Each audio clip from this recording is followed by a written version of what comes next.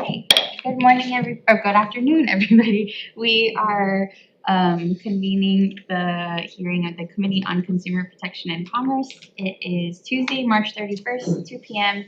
in conference room 329. And today we are hearing resolutions. It's a very short agenda, but another quick reminder that we have a 2-minute time limit on testimony, and when the timer goes off, I will kindly ask you to wrap up your remarks. First on the agenda is HCR 168 and HR 158. We're taking them in tandem. This reso requests the Public Utility Commission to develop a temporary working group to study the current capacity of utility services, the expected lifespan of existing coastline infrastructure, and the financial implications of necessary expansions. First up is BCCA Division of Consumer Advocacy with comments. Okay, not present. Public Utilities Commission with comments. Sorry. Aloha, good afternoon, Vice Chair Grandini, Chair Mariyoshi, and members of the House Committee on Consumer Protection and Commerce. My name is Andrew Kabe. I'm an engineer at the Public Utility Commission.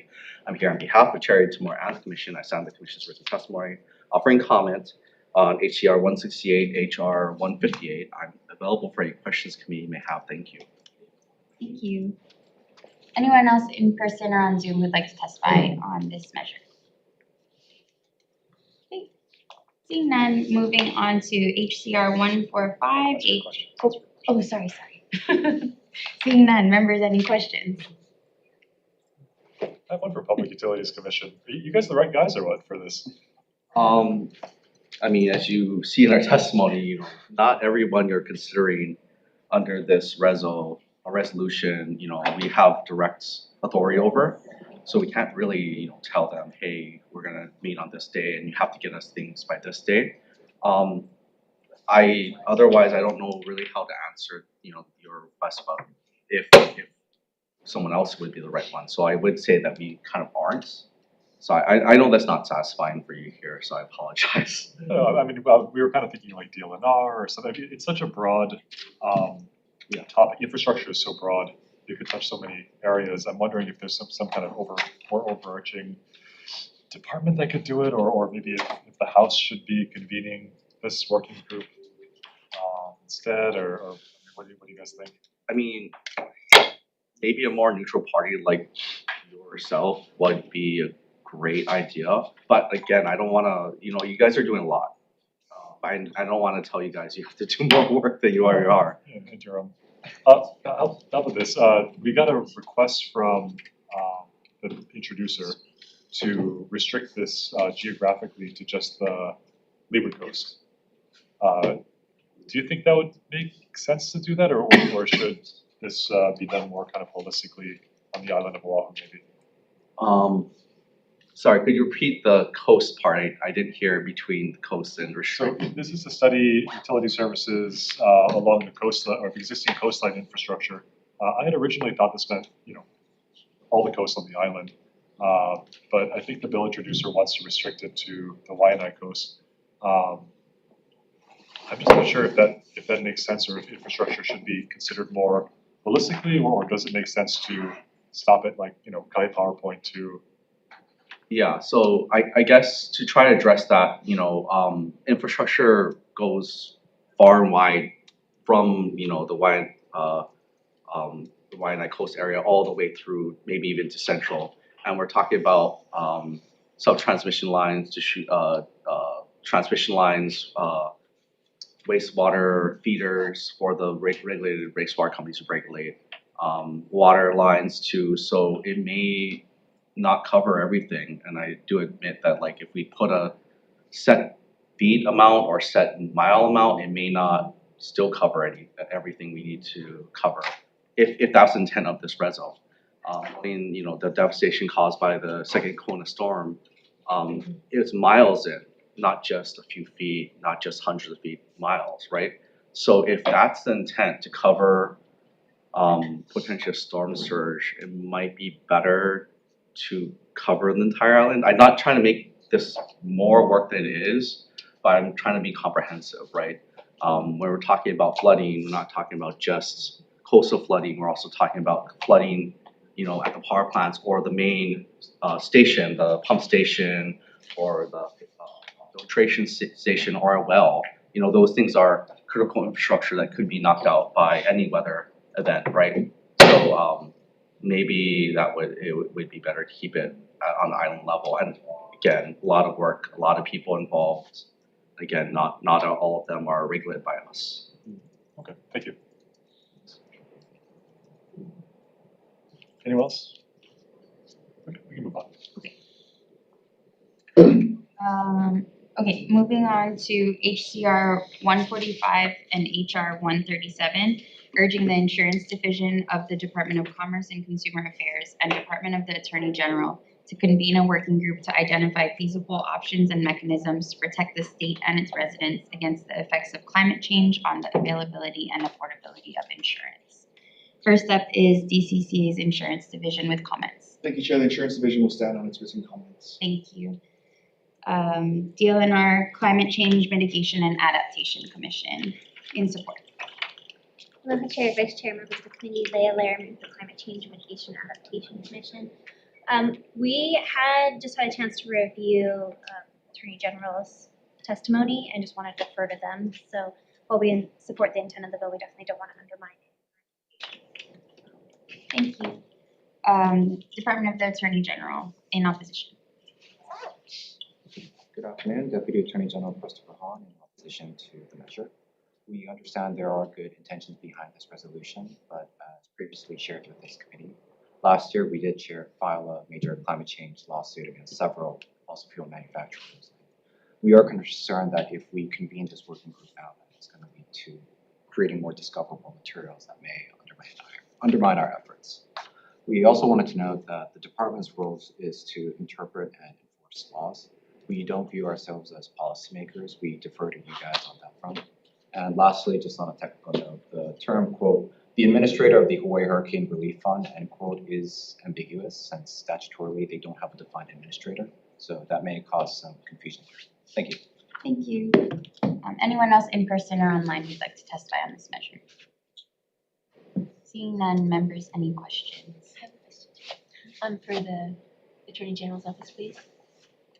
Just for those of us in the room that are not lawyers, can you explain the uncovering more discoverable information? Sure. So the general progression of a lawsuit is a plaintiff will file a complaint, the defendant will file an answer or some motions to try to get rid of it, but assuming that it still progresses, then there's discovery where parties get to exchange documents and evidence. They get to discover, request, and demand things from the other party that they think are relevant to the case. And so since we are discussing, this is a climate change lawsuit, and this is a working group that's seeking to address climate change, including seeking means of recovery from third parties that could potentially become relevant, in which case we would pretty much essentially have to hand over any documents from this working group as soon as it's generated to the defendants, the fossil fuel companies. And you think that would just cause delays? It's more burden on our end, which, yeah, we are concerned about. Thank you, Chair. I have a question. Does your testimony that relating to the administrator of the HHRF apply to the HPIA as well, or is that more clearly defined in statute? I'm not sure. I may have to. Thank you. Members, any other questions? Has the other side asked for, did they do an RPD yet? Did they do a request for No, not production? yet. Last I checked, I believe there's a motion for stay because the DOJ sued us. Okay, I was just wondering how broad it was. That's fine. Thanks. Thank you. Any other questions? Seeing none, recess?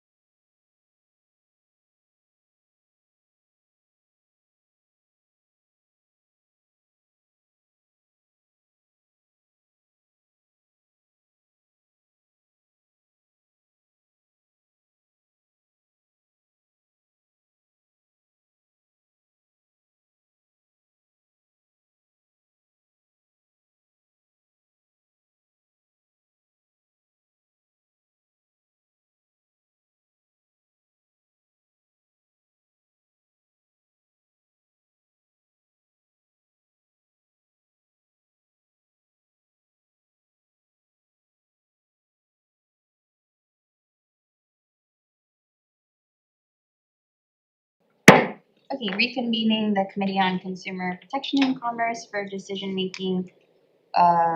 First up, we're taking HCR 168 and HR 158 in tandem. The recommendation on this one is to make several amendments. We will be replacing all references to the Public Utility Commission with the Public Utilities Commission. We will also specify that the study conducted by the working group should be specific to the city and county of Honolulu. And we're going to make amendments to the membership of the working group, designating the chairperson of the PUC as the chair of the working group, adding House and Senate designees, adding the directors of the DLNR, DOT, HIEMA, and DCCA's Division of Consumer Advocacy or their designees, and deleting the council member from District 1 since it's now focusing on all of Oahu. Members, any discussion? I have a question. You said replace the Public Utility Commission with the Public Utility? Oh, it's, the bill references the Public Utility Commission instead of the Public Utilities Commission, so we're just Plural. correcting, yeah. Any other discussion? Okay, seeing none, chair for the vote. Okay, Vice Chair's recommendation is to pass HR 158 and HCR 168 with amendments. Chair and Vice Chair vote aye. Rep. Chun? Aye. Rep. Iligan? Aye. Rep. Ichiyama? Excused. Rep. Iwamoto? Aye. Rep. Kong? Aye. Rep. Lowen? Is excused. Rep. Martin? Aye. Rep. Tam? Excused. And Rep. Durick? Aye. Okay, Vice Chair, your recommendation is adopted. Thank you. Okay, moving on to HCR 145, HR 137. The recommendation is to move this out with amendments as well. And we appreciate the concerns from the AG, but are gonna continue the conversation and keep the bill moving forward. We will be replacing references to the administrator of the Hawaii Hurricane Relief Fund with the chair of the Hawaii Hurricane Relief Fund Board of Directors. We'll also remove the Attorney General as a convener, but keep them on as a member of the working group. And instead of a report, we'll be requesting that the working group share its findings and recommendations with the House CPC Committee and the Senate CPN Committee. Members, any discussion? Seeing none, chair for the vote.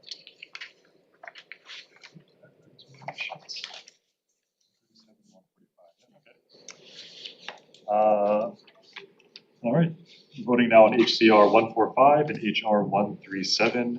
Vice Chair's recommendation is to pass with amendments. Anyone else?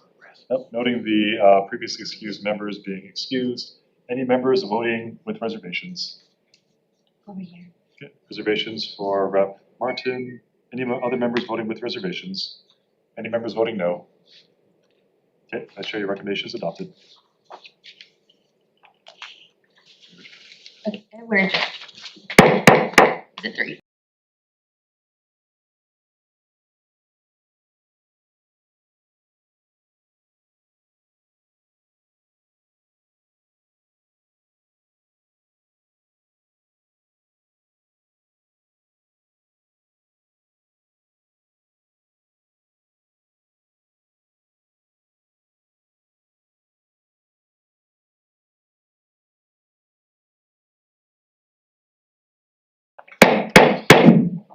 Good afternoon. We are convening the Committee on Consumer Protection and Commerce for the 2:05 PM agenda on Tuesday, March 31st, 2026 in conference room 329. For those of you who weren't here for the earlier agenda, you have 2 minutes. This timer will flash a rainbow pattern to celebrate the conclusion of your testimony when it's that time. If you do not conclude, we will help you conclude. So try to wrap it up when you see the timer go off, but if not, all right, Vice Chair, go ahead. Okay, oh, sorry. This one. Thank you. Okay, nope, this is the wrong. Thank you. Okay, first up is SB 2607, SD1, relating to landscape architects. Authorizes the Board of Professional Engineers, Architects, Surveyors, and Landscape Architects to determine the appropriate educational and examination requirements for landscape architecture or landscape architect licensure. Clarifies experience requirements for landscape architect licensure. First up is DCCA Board of Professional Engineers, Architects, Surveyors, and Landscape Architects in support. Hi, thank you. This is Eli Lane, Chair, Vice Chair, Committee. Y'all doing well. I'm the Executive Officer on the Board of Professional Engineers, Architects, Surveyors, Landscape Architects, and we stand in support, or stand on our testimony in support. I'm here for any questions. Thank you. Anyone else in person or on Zoom who'd like to testify on this measure? Okay, seeing none, members, any questions? I have a question. Thank you, Chair.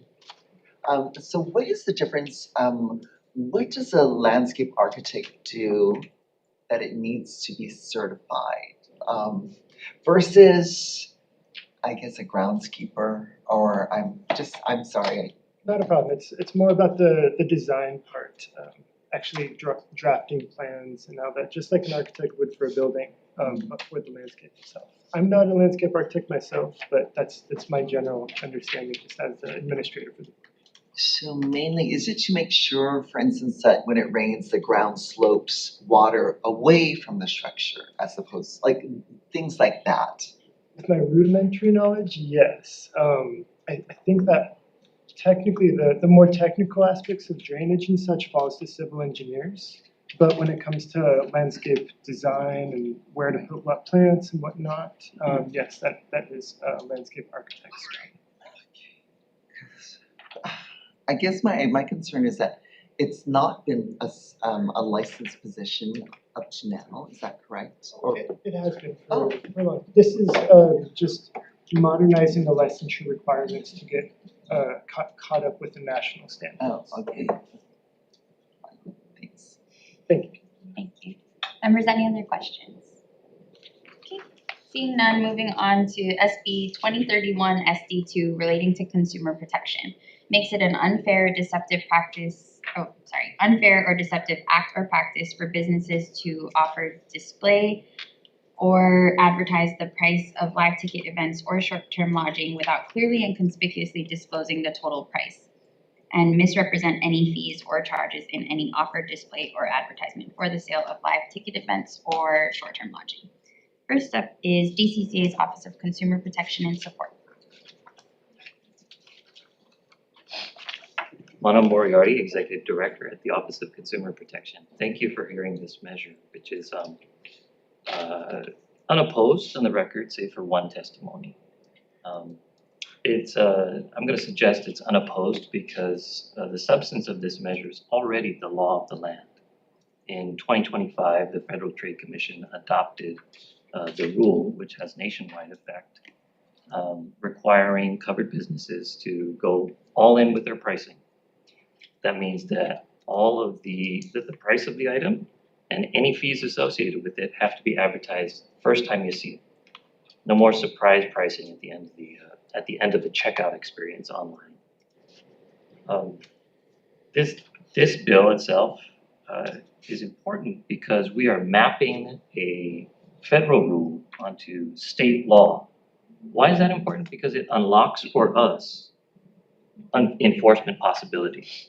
The state of Hawaii can be vigilant in detecting these violations, particularly those that harm our consumers disproportionately, and we can bring enforcement actions in state court and obtain state law remedies to address the violations. I would love to address the testimony suggesting amendments from our friends at the Hawaii Financial Services Association and our friends at the Hawaii Hotel Alliance. My time may run short, but I have some thoughts about those. I'll start with the Hawaii Financial Services Association. The proposed amendments appear to request an amendment that would make our protections less than the protections already afforded under federal law. My suspicion, although I do not know for a fact now, is that such an amendment would be preempted by the text of the federal rule itself. But setting that aside, I think it's probably not good policy. to set a lower standard for consumer protection in Hawaii than the entire nation. From the Hotel Alliance, we had some. Last example. From the Hotel Alliance, we had a request for an amendment exempting hotels in compliance with the federal law. That's an interesting request, and it's interesting for two reasons. Number one, it assumes that our federal partners, many times are vigilant, are always going to be vigilant, and they're always going to bring the enforcement actions that we need for the people of Hawaii. That is not always the case, with all due respect to our federal partners. And the second reason is perhaps more important, and that's because the state law remedies that we unlock if we pass this bill allow for restitution to Hawaii residents affected by a violation. The Federal Trade Commission lost the ability to obtain restitution for Hawaii residents when the Supreme Court passed the case called Security Enforcement Commission versus Bill. I'm happy to answer questions. Thank you very much for hearing the bill. Thank you. Next up, StubHub with comments on, We stand that our written testimony is support. Thank you. thank you. Ticket Policy Forum in support. Ticket Policy Forum stands on its written testimony in support. Hawaii Financial Services Association in opposition.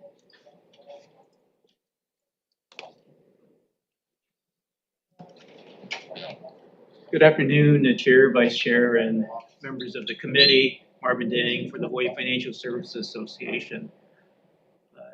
As was mentioned by the Consumer Protector, we do have opposition to this bill as drafted.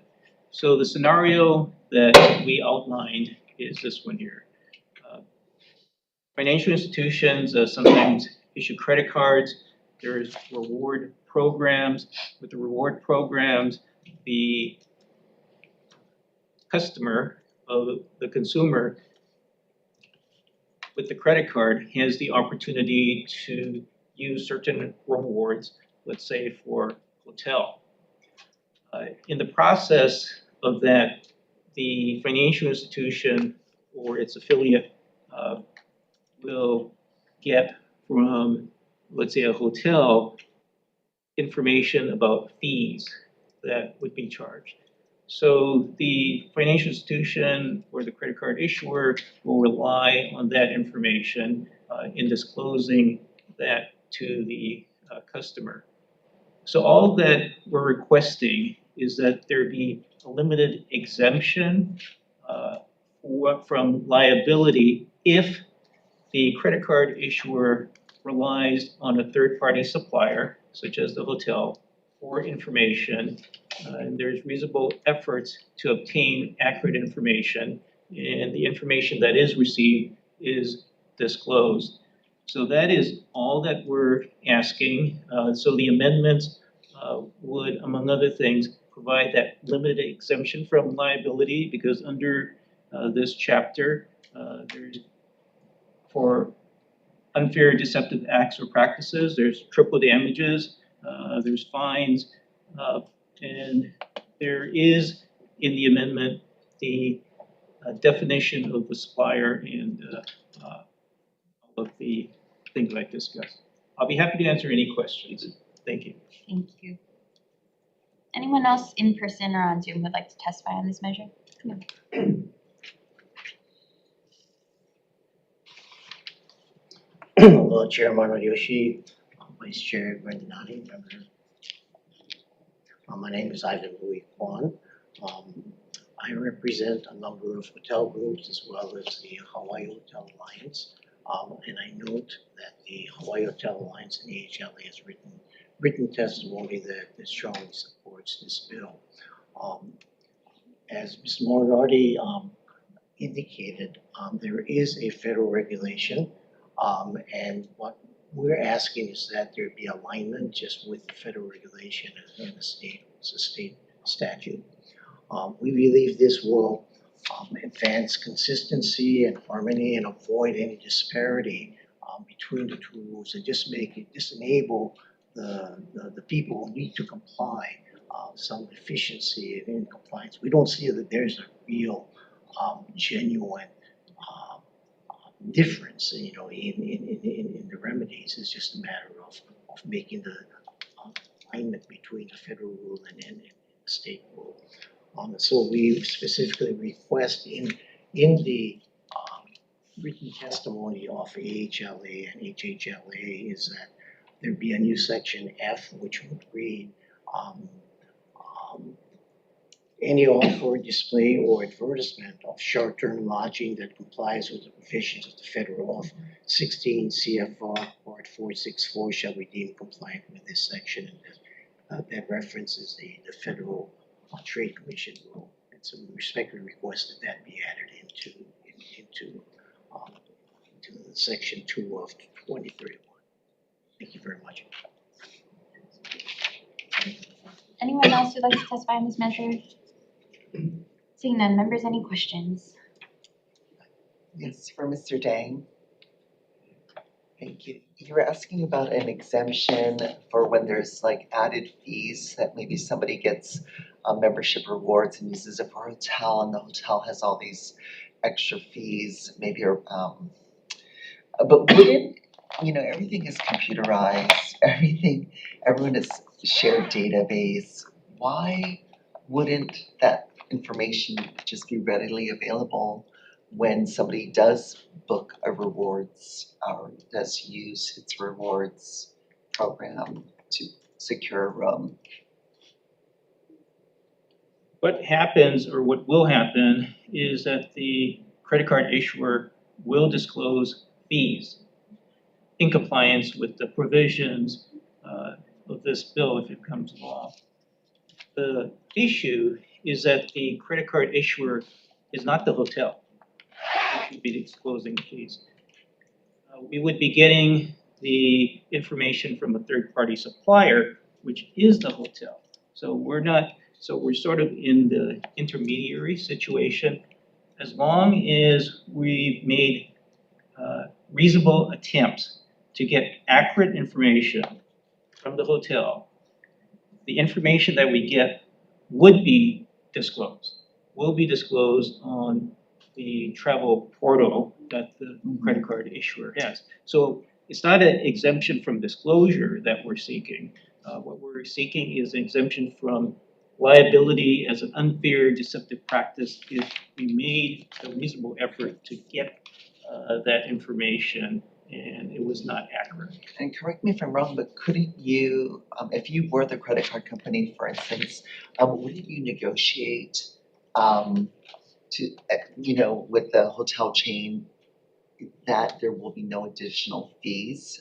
Couldn't that all be avoided, any surprise? And wouldn't you do that to protect your customer, your client, in that way? There's many fees that a hotel could charge. There's resort fees, all of the other fees. I'm not familiar with the mechanics of the negotiation or anything like that there, but when the credit card issuer is dealing with multiple third-party suppliers, there's always room for error, notwithstanding the situation that might have been negotiated. So we don't want to be liable for the fines or triple damages if we did make reasonable efforts to obtain accurate information, and whatever information we did obtain was disclosed fully. I'll go for you, Marvin. Do you have any questions, please? For OCP. Okay, Marvin. No problem. So I looked at your proposed amendment. I do have concerns that it's a little too broad, but I think before we get to that, even this is supposed to be mimicking federal guidelines. I mean, that's the whole point of this bill. Do you agree that there would be federal preemption of any exemption we put in here? I don't know the answer to that question with regard to whether or not there would be federal preemption. Is there a federal exemption that you're asking for at the federal level? I believe they are looking at something at the federal level, yes. Okay, So if we added the hotel language to sync with the federal guidelines and they pass something on the federal side, then I could see the exemption being there. But if we added an exemption in at this level, but the federal guidelines were more stringent, do you think, I mean, is it of your opinion that the federal would trump it? Would preempt?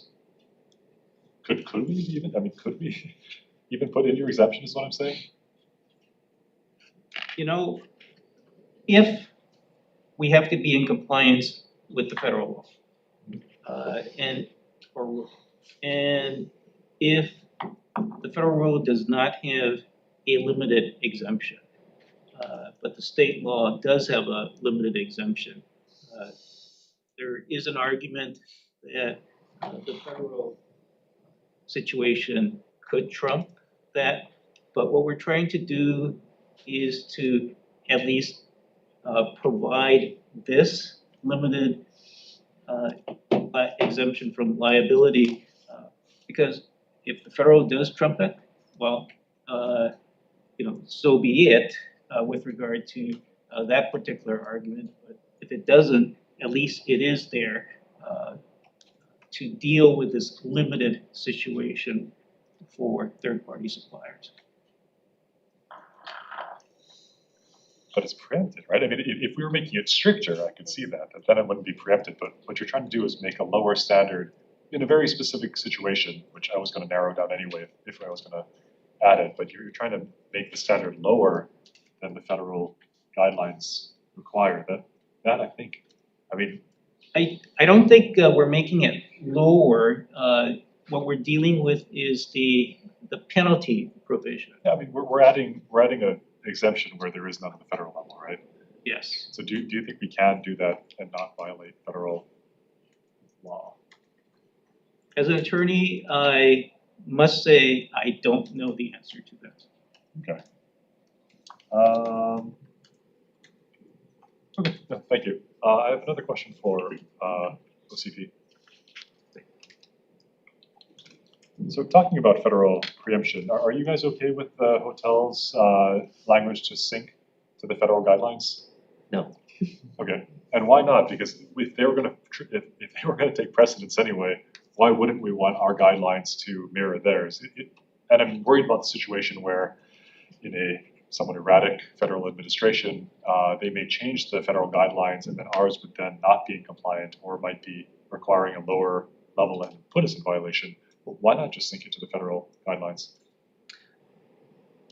The purpose of this is to get at the covered businesses that are engaging in these practices. And what the request for the amendment does is say that, well, we're half of the covered universe here. We are the hotels that are covered. And the other half is the live event businesses that are covered. For so long as we abide by the federal guidelines, we're fine. That just invites a defense every single time that we are thinking of engaging in an enforcement action. It means we'll have to defend another line of attack. It also means that we've effectively rewritten half of the law so that now hotels are no longer under the purview of the state enforcement regime, and they are solely and exclusively under the purview of the federal enforcement regime. That's a problem because, as I mentioned earlier, the federal enforcement regime, number one, their willingness and their ability to enforce laws, violations that affect our population may not be aligned with ours. But number two, and perhaps more importantly, restitution is not available to the Federal Trade Commission, which means people who are actually harmed in Hawaii by practices in violation of the law would not be made whole by the Federal Trade Commission under the federal regime. And that's very important because we can make them whole if we pass this law here. So that's a key distinction. The other way I would illustrate it would be to say, well, if the hotels get this amendment, what's to stop the providers of tickets from going in and saying, well, we would like an amendment too that says if we're compliant with the federal law, then we should not be subject to the state law. So I think if we're If gonna, they're compliant with the federal law though, and this is supposed to mimic the federal law, why wouldn't they be compliant with our law too? what it does in reality is it just invites litigation over compliance with the federal law and over these determinations of whether this actually maps. And I think it is clear that the bill itself actually maps. But what we wanna do is, we wanna provide greater protections for Hawaii consumers. And that is not preempted by the federal rule. In fact, that's why this bill is before you, because it's already the nationwide law that these folks have to comply with the rule. But we wanna go a step further and provide them not only a guarantee that compliance will happen under federal law, but a guarantee that the state of Hawaii will backstop you if your rights are violated under these laws. But if the federal laws change, I mean, well, aren't we gonna lose our ability to enforce if our laws kind of get out of sync with federal law and they preempt us? I'm wondering if syncing it is not a good idea in order to prevent any kind of gaps for us to have to come back to the next legislative session, a year from then to fix it and make it. That's a very healthy concern, and excuse me for jumping in, but that's a very healthy concern, I think, given, what's going on. The trend line here is to expand the protections under federal law. Currently, we've become aware of an advanced public notice of rulemaking issued by the Federal Trade Commission to expand this rule to include additional protections for price transparency in rental housing. So far from actually contracting the rule to provide fewer rights, this federal administration is actually thinking of expanding the rule. That's not in our testimony. The Federal Trade Commission did issue an advance notice of public rulemaking, seeking comments on expanding the scope of the rule to address all-in pricing. And indications are from public statements from the Federal Trade Commission and other administration officials in Washington that Washington is actually looking at making more protections for consumers in this area. Okay, thank you. I have a question. In regards to the Financial Services Association proposed amendment, the Federal Trade Commission rule applies to online travel agencies and meta search sites as well. Is that correct? I'm sorry to say I don't know the answer to that. And I could try. I'm asking because, well, it says so in the Hawaii Hotel Alliance testimony, but I'm like trying to identify parallels where like you, these, let's say the online travel agency or meta search sites like Kayak would contract with a third party, the hotel itself, and then not have direct control over the fees, but would still be obligated under federal law to this rule. Yeah. I understand the connection. Yeah, I'm sorry I can't answer the question, but I do see the connecting the dots because you have an entity relying on pricing and fee disclosures provided by another entity that is conceivably still on the hook for a violation. So I see the parallel. Okay, thank you. Any other questions, members? Okay. Seeing none, moving on to SB 2043 SD1 relating to insurance.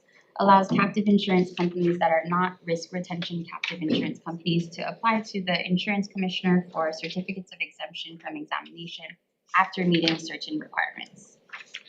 First up is DCCA's insurance division with comments.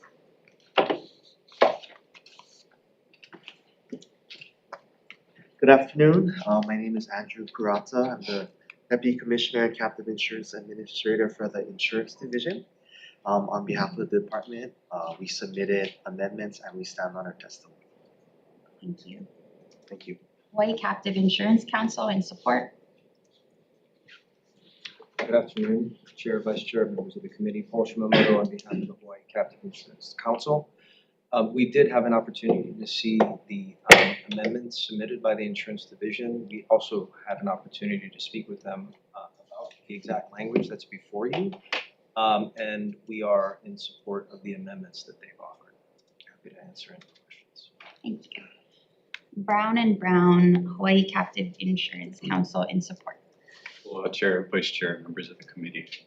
Matt Takamini, leader of Brown and Brown's National Captive Practice and head of our office here in Hawaii. Also serve on the board of directors of the Hawaii Captive Insurance Council. I echo those sentiments in support of the changes proposed by the insurance division. Thank you. Thank you. Anyone else in person or on Zoom who'd like to testify on this measure? Seeing none, members, any questions? For the council? So I thank you for using the term self-regulation. What is the difference between self-regulation and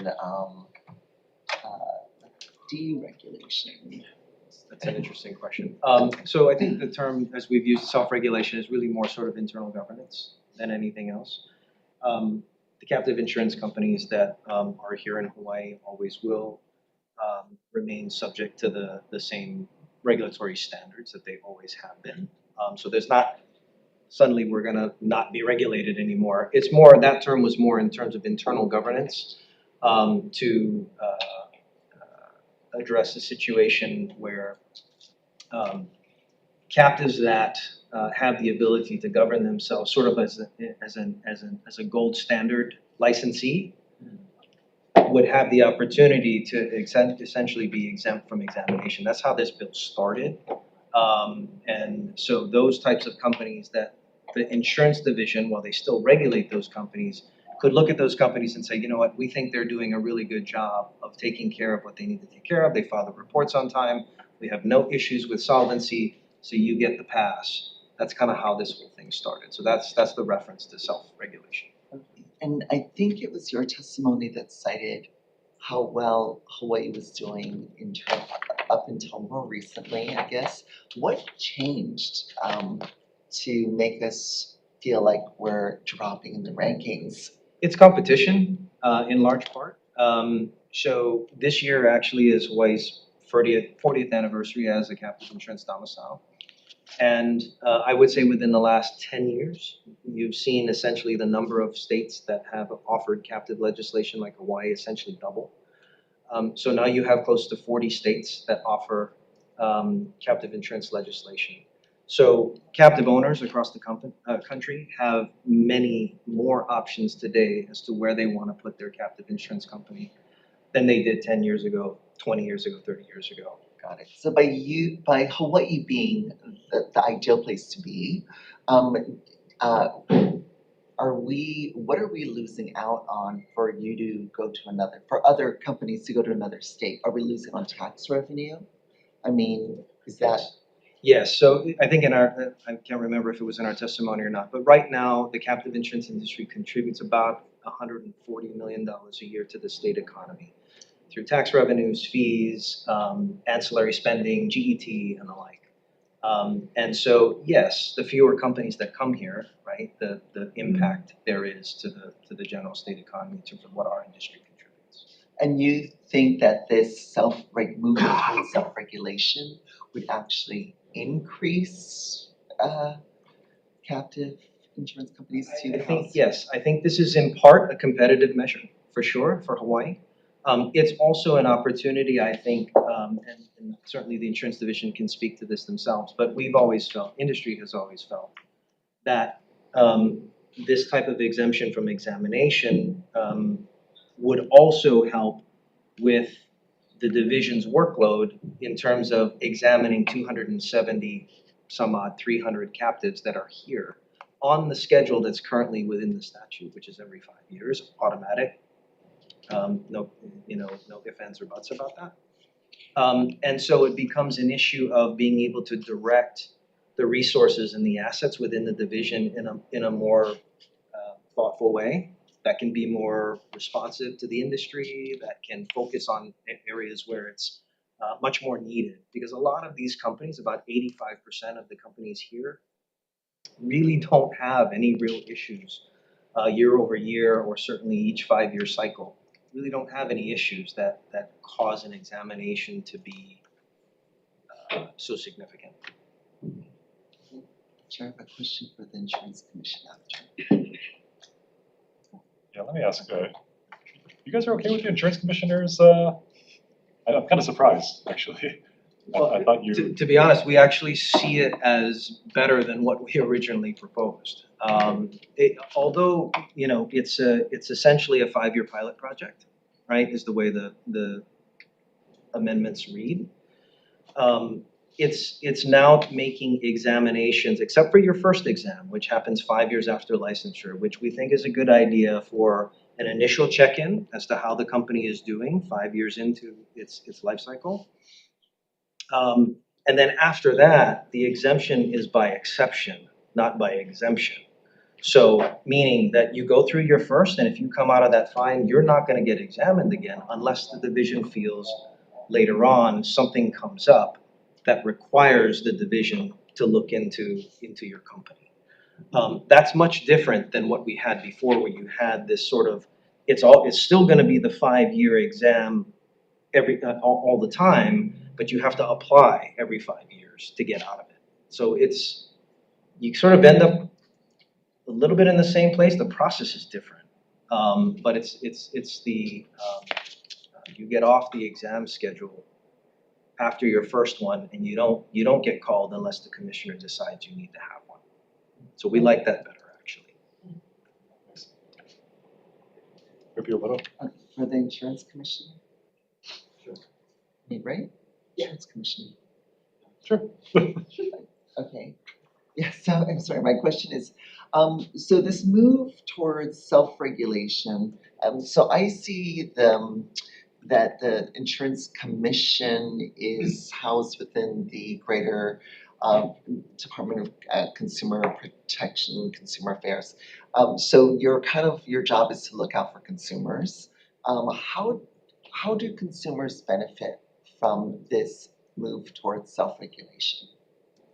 Okay, so this is gonna be a complex question, but it's a complex question in a sense, but consumers are not really the right term when we talk about captive insurance, because captive insurance in essence is formalized self-insurance. So a company forms a captive insurance company with the sole purpose of providing insurance to its parent and its affiliated companies. So the term consumer in your normal commercial insurance division kind of terms is different, because the consumers is actually like the owners in a sense, right? It's regulated self-insurance. So the regulatory framework of captive insurance is actually separate from the regulatory frame. So I shouldn't want to say separate, I'll just say different than the regulatory framework of what your commercial, your typical insurance companies that we think of fall under. The regulatory framework that they have is a little bit different from the captives, which is different because of that concept, right? Is that it's formalized self-insurance. So it's not, the purpose of captive insurance isn't so that they can say offer to the public or just, you know, your third-party consumers that are looking for So insurance. the That's not how only, it right, necessarily works. so it sounds like what you're saying is the only entity that could be harmed would be the entity that's actually funding. Directly, it would be the insurance would be the parent and the Okay, that helps understand, thank you so much. Thank you. Moving on to SB 2623 SD2 relating to licensing. Authorizes the Board of Pharmacy to renew certificates of registration for registered pharmacy technicians, clarifies renewal requirements and restoration provisions for certificates of registration.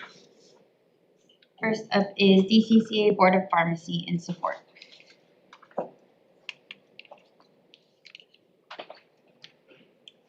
Good afternoon, Chair, Vice Chair, members of the committee. My name is Christopher Fernandez, Executive Officer to the Board of Pharmacy, here to stand on the board's testimony supporting the bill. I just wanted to go over some things, like firstly, thank you for hearing the bill. This is a administrative focused bill that would help not only our offices but the industry. It was a hill to climb, maybe a mountain, to get the registration done by December 31st to be ready for January 1st. However, projecting out to 2 years from now when re-registration will begin, it seems that the better process would be renewal. So we are asking for a renewal.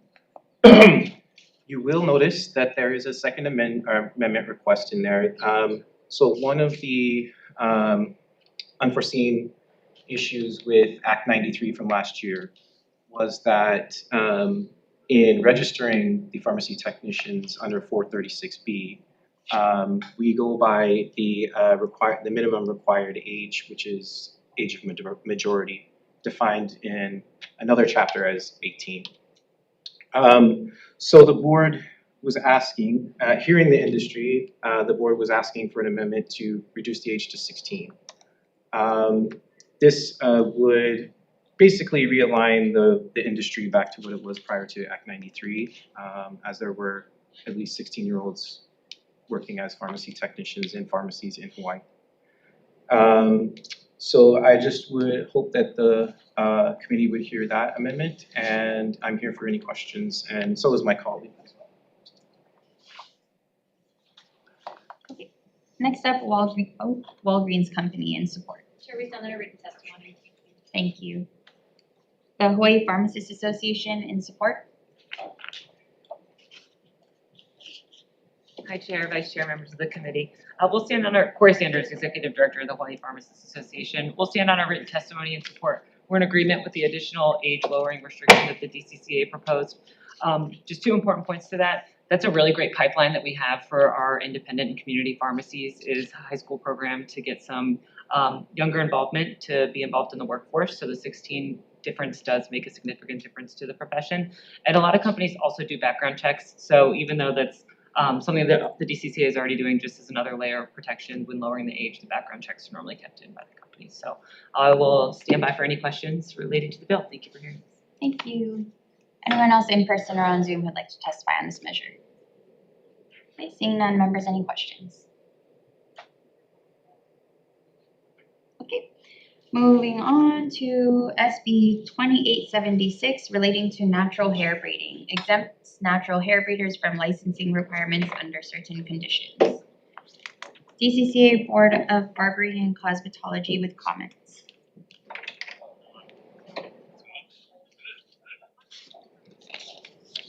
Good afternoon, Chair, Vice Chair, and members of the committee. My name is Alan Yim, Executive Officer for the Board of Barbering and Cosmetology. The board stands on the comments provided, and we'll be here if you have any questions as well. Thank you. Grassroots Institute of Hawaii in support. Aloha, Chair, Vice Chair, Committee Member. Ted Kafalis with Grassroots Institute of Hawaii in support of SB 2876. As we talked about in the first go-around of this hearing, the Board of Barbering and Cosmetology has already pretty much determined that braiders require a better regulatory solution, but one has never really materialized. So as a result, we've put these hair braiders in regulatory limbo, where you're technically required to have a full cosmetology license, but that requirement isn't enforced. So we think that these current, I guess, licenses, whether it's the cosmetology license or a hairdressing license, they're just poor fits for braiders, or you require thousands of dollars and for training, and very little of that training actually results in hair braiding. So we do think it's reasonable to ask these hair braiders to pass a basic sanitation course, but we do urge the committee to not add an open-ended continuing education requirement because it could force hair braiders to pay for an expensive class with little connection to hair braiding. So mahalo for your time and consideration today. Thank you.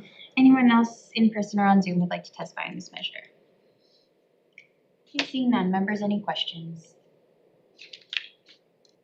Okay, moving on to SB 2396 SD1 relating to property. Requires the Department of Commerce and Consumer Affairs to establish and maintain a registry of agents designated to manage a property on behalf of an absentee owner or landlord, which shall be available for public access on the Office of Consumer Protection's website. Requires an absentee owner or landlord to register any agents managing a property on their behalf with the DCCA. Prohibits an absentee owner or landlord from designating a tenant as an agent. Establishes penalties for an absentee owner or landlord that fails to register an agent with the DCCA or fails to designate an agent. First up, DCCA Office of Consumer Protection in opposition. Thank you again, Chair, Vice Chair, and members. Mona Moriarty, Department of Commerce and Consumer Affairs. We oppose the provisions requiring the department to establish a registry for agents on island. We also oppose the provisions requiring enforcement of a agent on island requirement by the Department of Commerce and Consumer Affairs.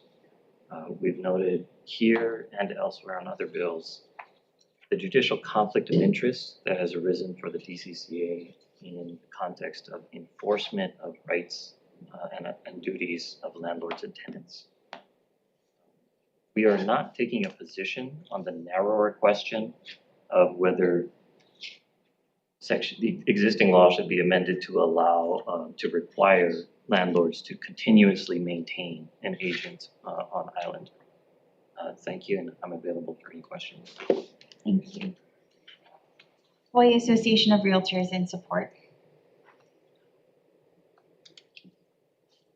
Hello, Chair, Vice Chair, members of the committee. My name is Lindsay Garcia from the Hawaii Association of Realtors. So we stand on our testimony supporting the intent. We believe that there does need to be a greater regulatory framework in place for absentee landlords, but if the committee is inclined not to pass this measure today, then we suggest that the discussions continue in the landlord-tenant working group. Thank you. Thank you. Mishka Solva, individual in support on Zoom, not present. Anyone else in person or on Zoom would like to testify on this measure? Seeing none, members, any questions? I mean, I don't have questions. OCP.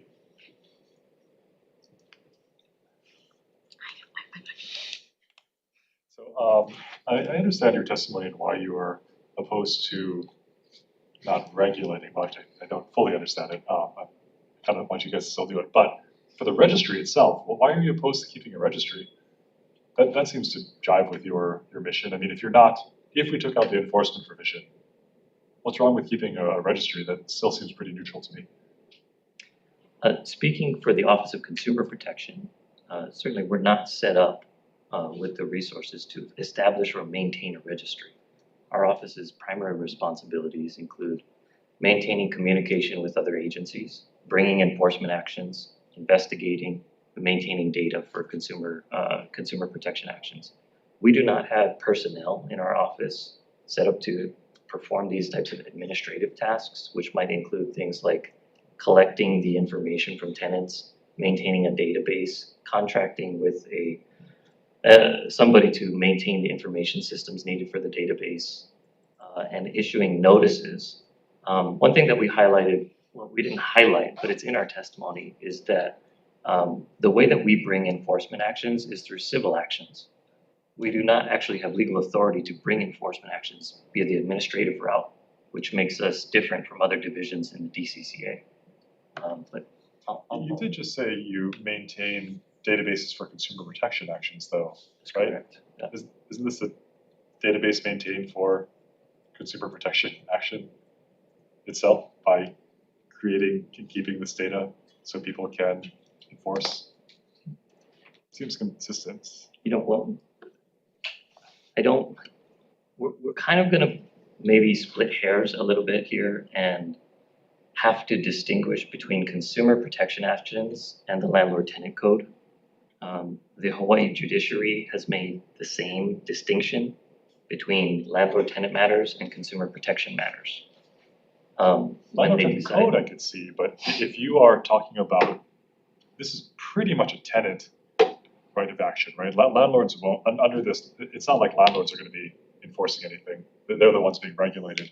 So tenants as consumers, I would think that would fall squarely under your jurisdiction or the area that you're already occupying. So if you're maintaining a database for consumers and tenants are, I would assume, considered consumers, it seems like it would be consistent with OCP for the database maintenance as well, at least.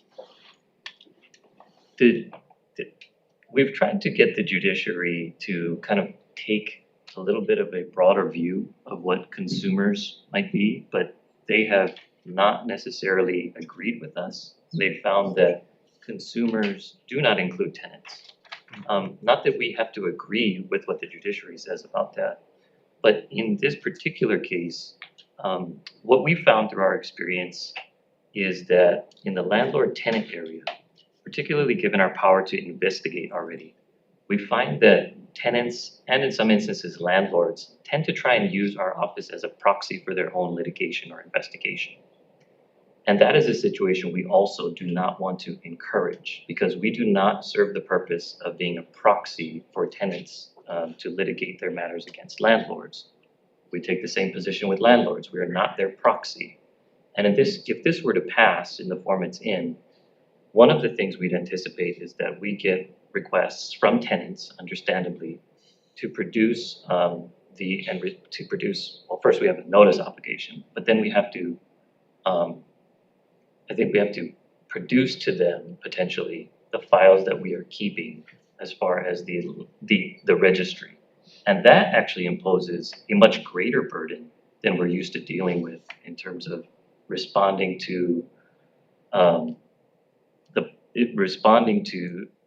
with documents to people requesting documents from our office, which frequently are protected by the ongoing investigative privilege. That's the whole point of the registry, right? The registry is supposed to be public information.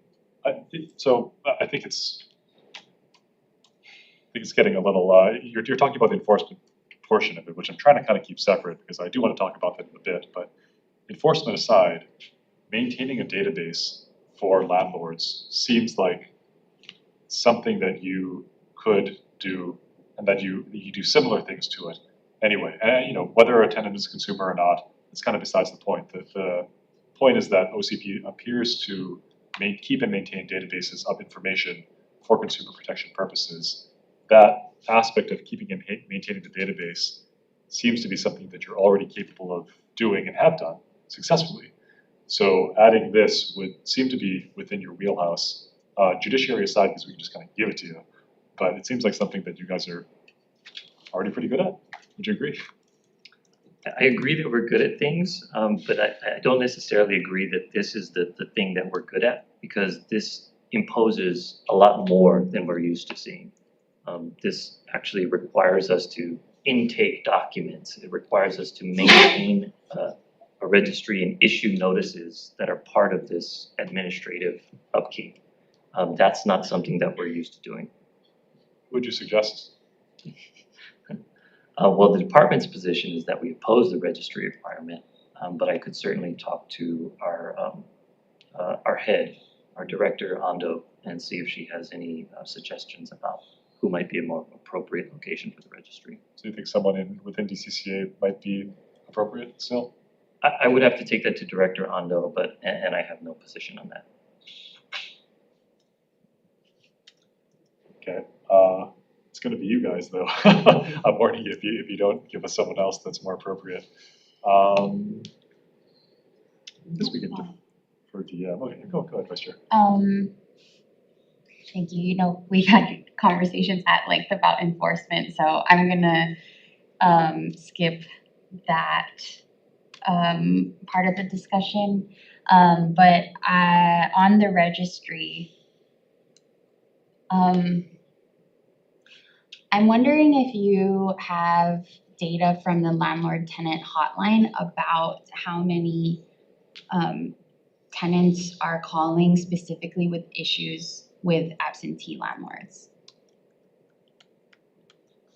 That's a good question. I would imagine that we do. I can't sit here and say that we do with certainty, but I would imagine that we do, since frequently we do notate the section of the code that the callers are calling about. I said frequently, I think that's standard protocol for our office, that we would have a reference to the section of the code at issue on virtually every interaction with a tenant caller. So it is data that we could probably pull. I'm asking because I like the idea behind this bill. I also feel like acknowledging that it is a heavy lift, whether you do it or someone else in DCCA does it. Other places have created rental registries that cover all landlords rather than this one being quite specific to absentee landlords. So just curious about whether it's something worth pursuing more broadly. The point about whether we as an office can track whether a tenant is calling about an absentee landlord. I'll also point out that that's an issue we are exploring with the judiciary in our working group. We are attempting to gather data about civil actions that tenants have brought to enforce their rights under the code.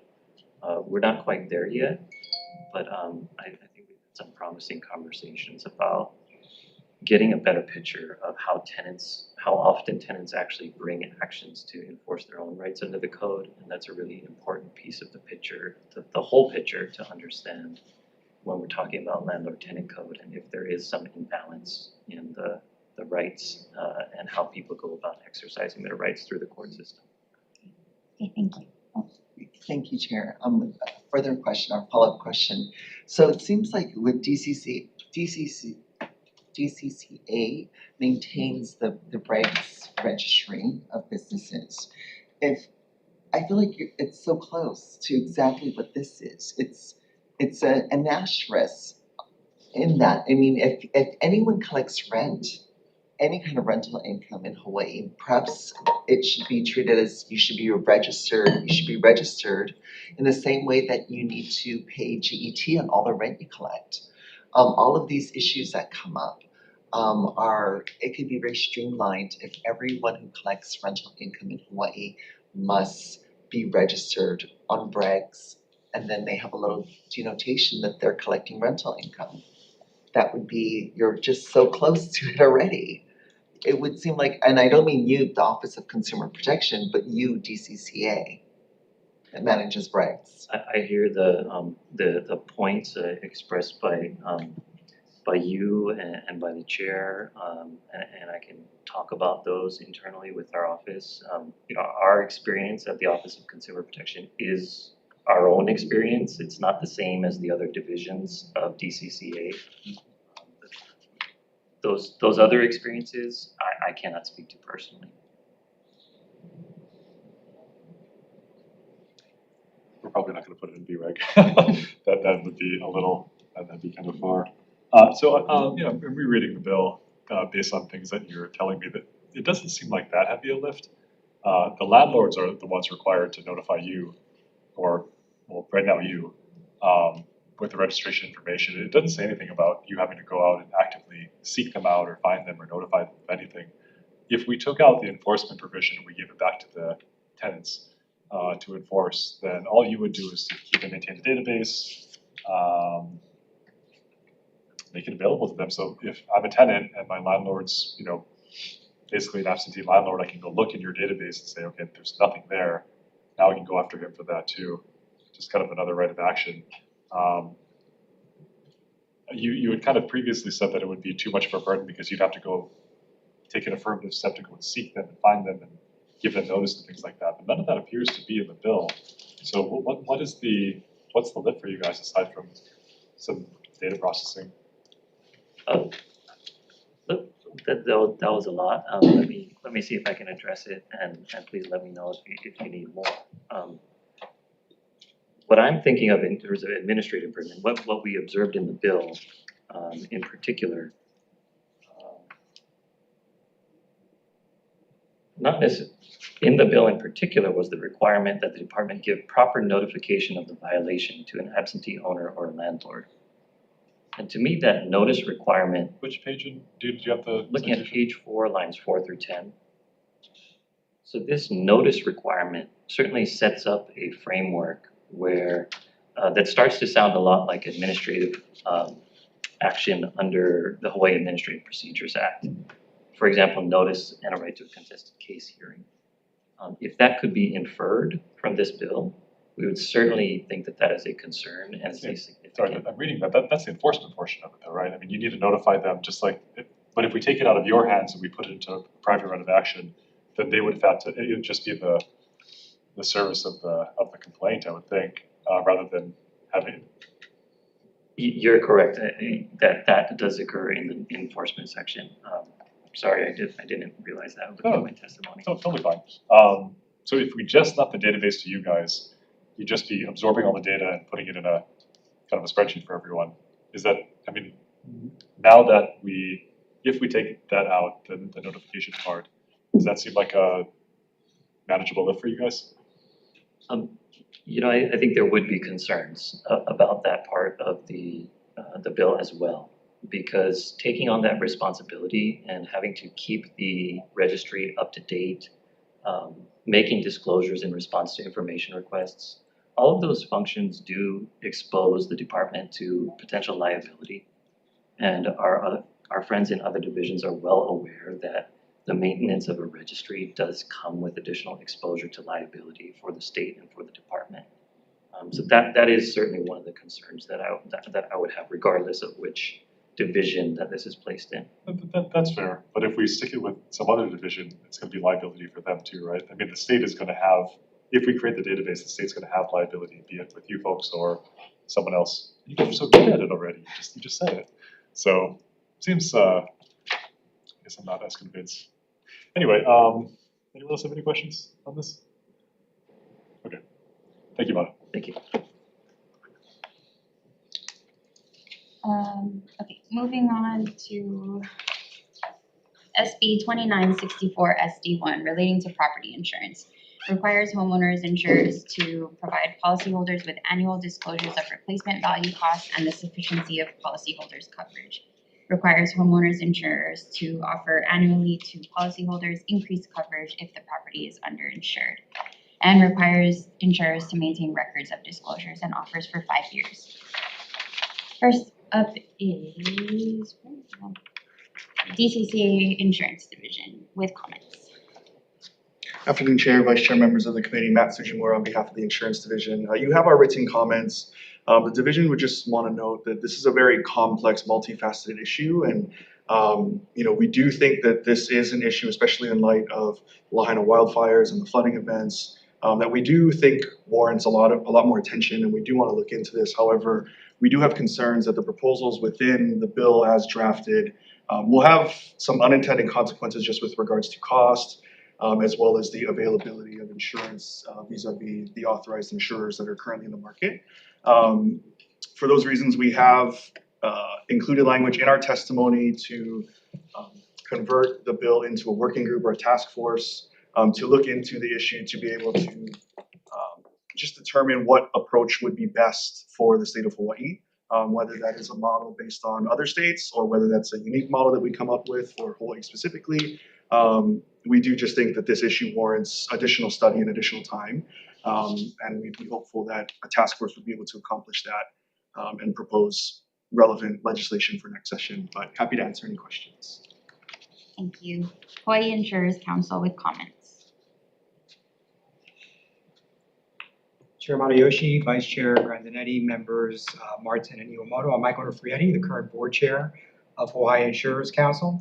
I'll summarize our comments in general. We're in general concurrence with the Insurance Division. There's a couple of key reasons for that. This bill really emanated from issues in Lahaina. And the biggest challenge there is that even if the replacement cost was exactly right on the date the policy was issued prior to the fire, by the time the rebuild occurs, it's going to be woefully inadequate. Because at this point, it's going to be a minimum of 3 years if we're fortunate, but probably more like 5 years before you're able to rebuild in the core part of the burn area. In those years, inflation for building prices or building materials will have gone up. Contractor costs will go up. And then if you are trying to rebuild hundreds or thousands of homes at the same time, you'll have demand surge because you won't have enough contractors. You won't have enough building materials. So we think a task force is a better approach to get all of the players on the table, including insurance agents as well as insurers and consumers. They all have responsibilities as part of this. And I'm available for any questions you may have. Thank you. Thank you. State Farm with comments. Good afternoon, Chair, Vice Chair, members of the committee, Blake Bashir on behalf of State Farm. We'll stand on our written testimony, offering some comments and concerns. We did offer an alternative approach, maybe taking a look at Oregon, but we're also open to the suggestions by the Insurance Commissioner and the Council to do a task force. Thank you. United policyholders in support on Zoom. I'm here. Okay, can you hear me? Yes. Yes. Okay, great. Aloha, Chair and members of the committee. My name is Sherry Peterson, and I'm here in strong support of SB 2964. I'm working with Maui wildfire survivors as an equal justice fellow with United Policyholders. And what I saw immediately and see repeatedly is this: underinsurance is widespread. Not because homeowners are making informed decisions to underinsure, but because they are not given clear, current information about what it will actually cost to rebuild when they do buy insurance. There are policyholders in Lahaina who bought their policy years ago, trusted they were protected, and only after losing everything learned they were hundreds of thousands of dollars short. This is the problem this bill addresses. You've heard concerns about cost and complexity. The cost of underinsurance already exists. It's simply been shifted. When homeowners are underinsured, the gap is picked up by federal aid, state and county resources, and nonprofits. And the real question is not whether there is a cost, the question is who pays it. And this bill does not force anyone to buy more insurance. It simply requires insurers to provide homeowners with better information and the opportunity to make informed decisions. That's not overregulation, that's transparency. And respectfully, we do not need more study to know this is a very real problem we've seen in California, Oregon, Colorado, and now Hawaii, and we're living it. Delaying it to further study means repeating the same outcome in the next disaster. And the recent Kona storm reminds us there will be another disaster. Last, there's concern about creating a false sense of security, and the real false sense of security is silence. A policyholder paying premiums for years, believing they are fully covered when they are not. This bill is a balanced, practical solution, helping homeowners make informed choices, requiring insurers to better insure to value, and reducing long-term reliance on public funds. So I respectfully urge this committee to pass SB 2964, and mahalo for the opportunity to testify this afternoon. Thank you. Is there anyone else in person or on Zoom who'd like to testify on this measure? Seeing none, members, any questions? Question for the Insurance Council. So, and I noticed when I was renewing my family home insurance, they made me take pictures of everything, every climb on the roof, everything, and then they're like, okay, this is what your premium is. Why wouldn't they, given that there's such an active kind of assessment of what's happening with your home, why wouldn't they be in the best position to know how much it costs to replace, or how much, whether we're underinsured or not? Because it feels like they're active in one sense, but then passive and silent in another sense. And it feels that the incongruence feels a little bit like, oh, you're kind of looking out for me, but then you're not looking at, I don't know, it just feels. So my guess, and I'm not sure who is insuring your family property, is a number of insurers since the Lahaina wildfire are concerned about updates to homes and condition of homes. So that's more than likely what's occurring in that case. And they may also look at it and say, your insurance to value does not appear to be adequate. When you purchased your policy, you probably had an agent that you dealt with that gave you guidance. And that guidance would have included giving you guidance as to what the appropriate replacement cost of your home was at that point in time. Each insurance company might have a device, a replacement cost estimator, or something that helps in getting to that point. In addition, insurers offer an inflation guard endorsement. It's actually mandatory in most policies that are issued in the state of Hawaii that automatically increases coverage on an annual basis. So those two things are there. So the process you're describing is sort of a re-underwriting. The process described in the bill is way more complex than that. It's talking about getting what it costs to get architectural renderings and drawings and the whole thing paid by the insurer, which is really not true. That cost is gonna be passed directly through to consumers. And it's gonna be a lot of money for every single one of the thousands and thousands of homeowners in the state. So these are, I think those are slightly. Okay, so can I ask a follow-up? So if I have a home that's $1 million and can I insure it for 1.5 million and pay those premiums?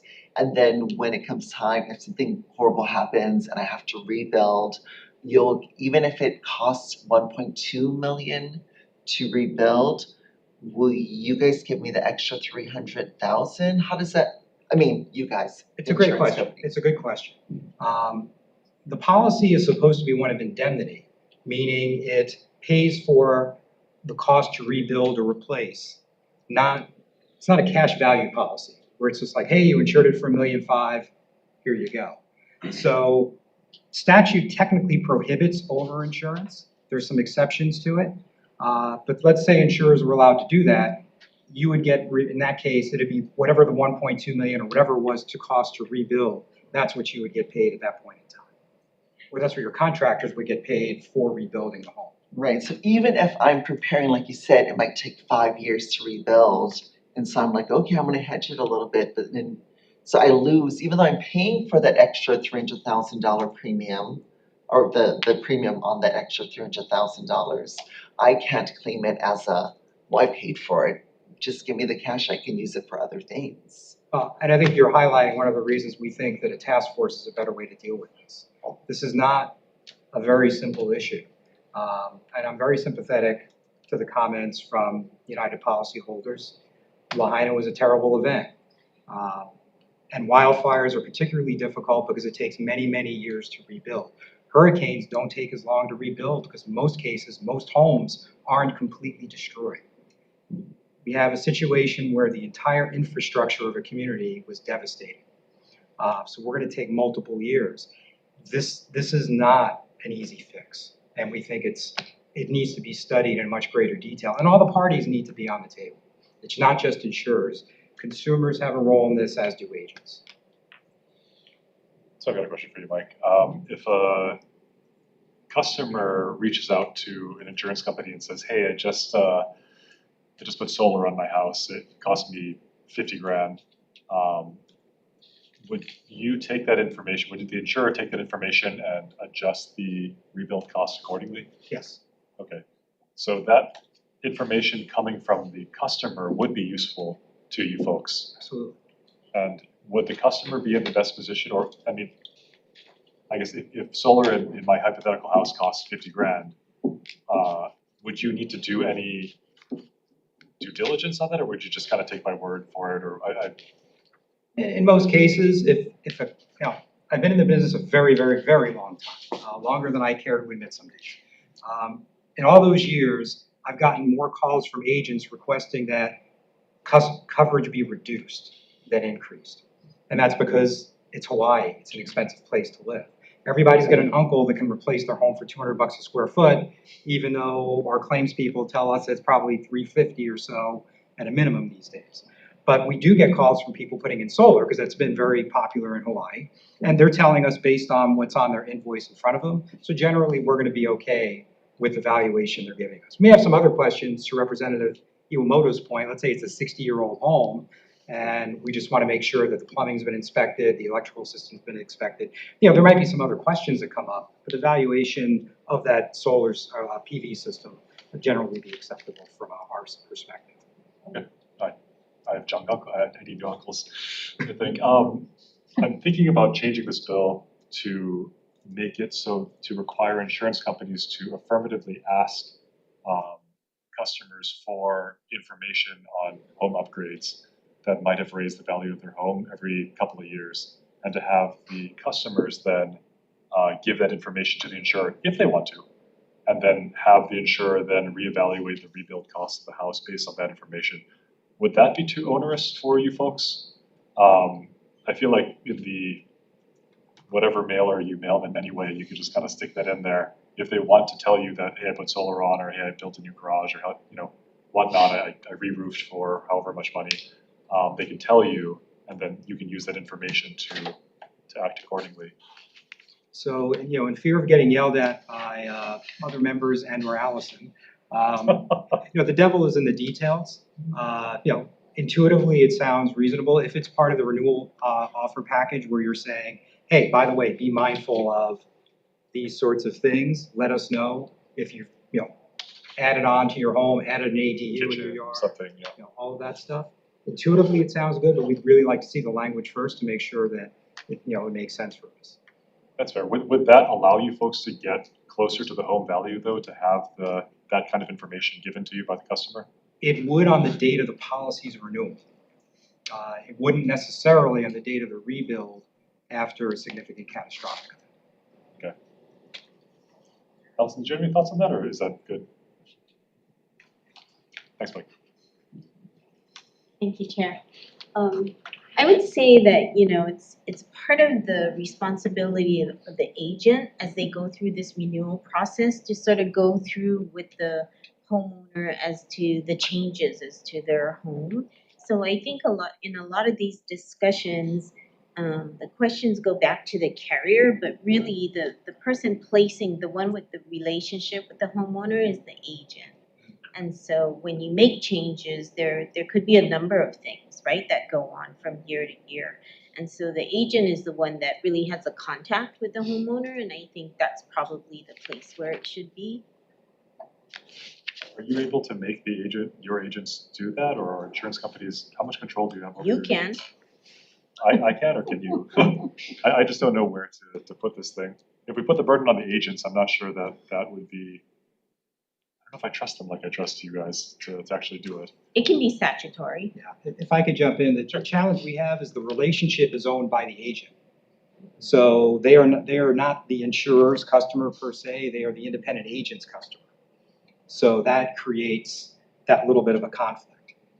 So if we start reaching out to our customers, you know, not necessarily in a mail or a renewal, but if we start calling them and saying, hey, Representative Matayoshi, you know, if you put solar on your house or all that, we're sort of jumping over the agents in that regard.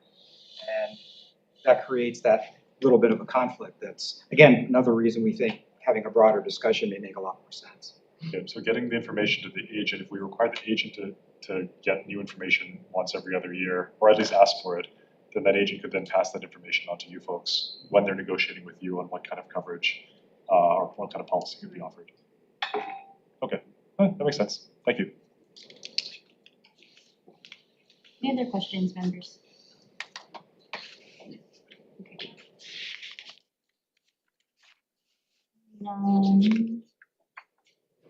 Moving on to SB 2089 SD1 HD1 relating to mental health. Expands the services eligible for Medicaid prospective payment system reimbursement to include certain services furnished by a federally qualified health center or rural health clinic and provided by mental health professionals under the clinical supervision of a licensed mental health professional. Requires the Department of Human Services to adopt rules for this purpose and seek federal approvals as necessary. Specifies that the implementation is contingent upon and only to the extent approved by the Centers for Medicare and Medicaid Services. First up is the Department of Human Services with comments on Zoom. Good afternoon, Chair, Vice Chair, committee members. My name is Edie Miyashiro, representing the Department of Human Services, and we stand on our testimony. Thank you. State Health Planning and Development Agency and support. Good afternoon, Chair Matayoshi, Vice Chair Grandinetti, and members. Jack Lewin, Administrator of SHPTA. We strongly support this measure. We were very pleased that Medicaid, the MedQuest program, has already been able to accomplish this in some of their programs. This extends to the FQHCs, the community health centers, and rural health clinics, which we strongly support. We just like to make sure that it happens correctly, and because the terms under clinical supervision and unlicensed mental health professionals are sort of general terms, so it'd be best to sort of define what those are. I know in medicine, it's very clear between med students and interns and residents and fellows what the standards are, but we're all too aware sometimes they're not fully conducted properly.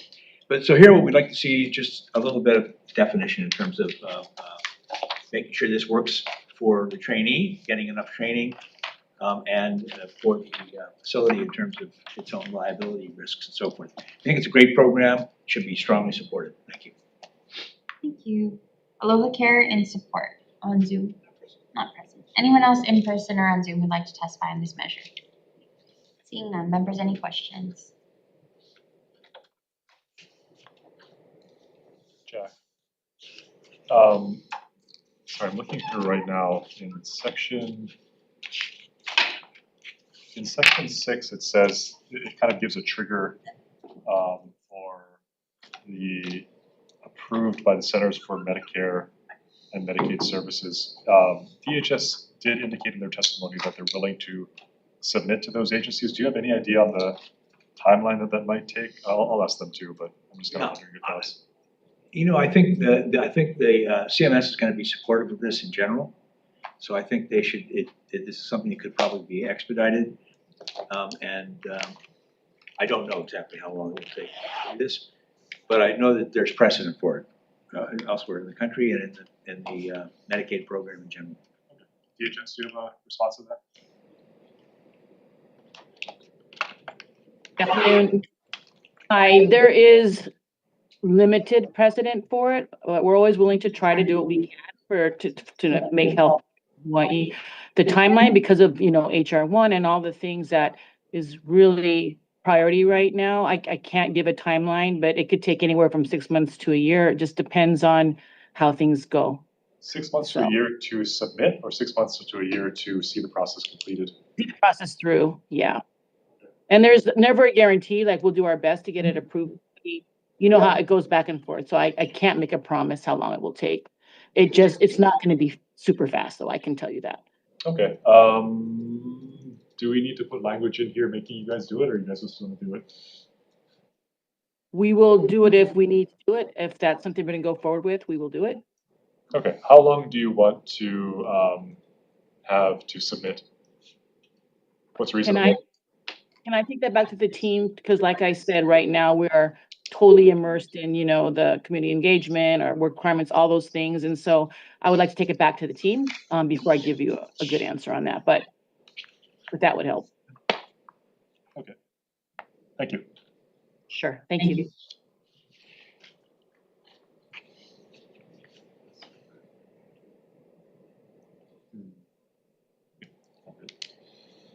Anyone else have questions? Okay, hearing none. Recess.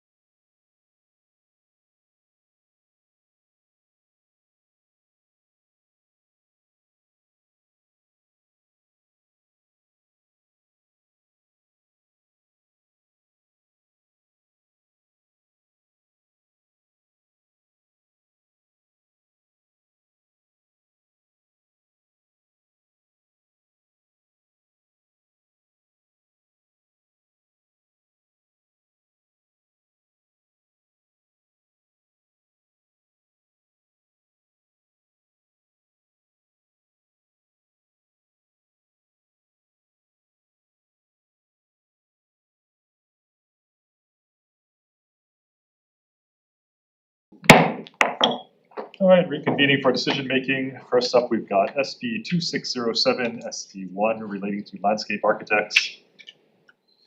Good bill. Chair's recommendation is to read-effect the date and move it along. Members, any comments? Okay. Vice Chair for the vote. Voting on SB 2607 SD1, Chair's recommendation is to pass with amendments. Chair and Vice Chair vote aye. Representative Chun. Aye. Representative Ilagan.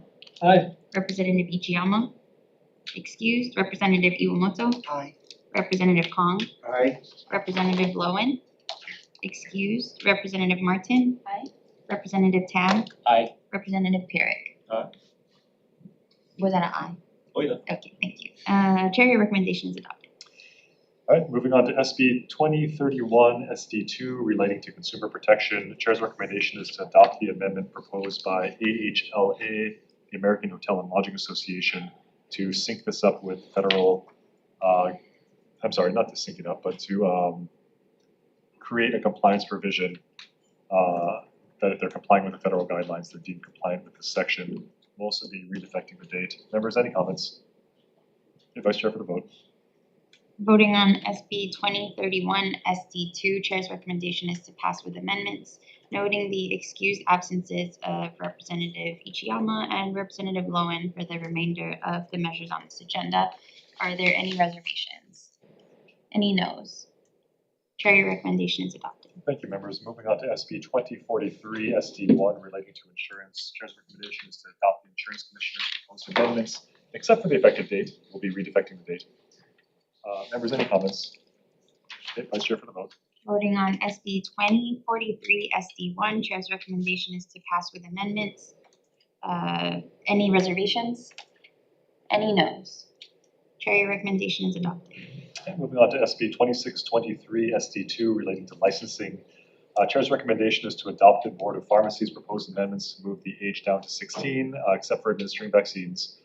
On page 4, line 10, adding forfeiture language for certificate of registration to make it consistent with the license and permitting language in that section and redefecting the date. Members, any comments? Okay, Vice Chair for the vote.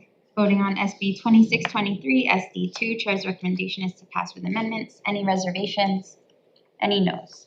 Chair, your recommendation is adopted. Okay, moving on to SB 2876 relating to natural hair braiding. We'll be replacing the language in this bill with the language from HB 1697 HD1, the House position on this. But we will be amending that as well on, gosh, I hope this syncs up. But wherever this bill is on page 2, line 7 through 10, as well as on page 3.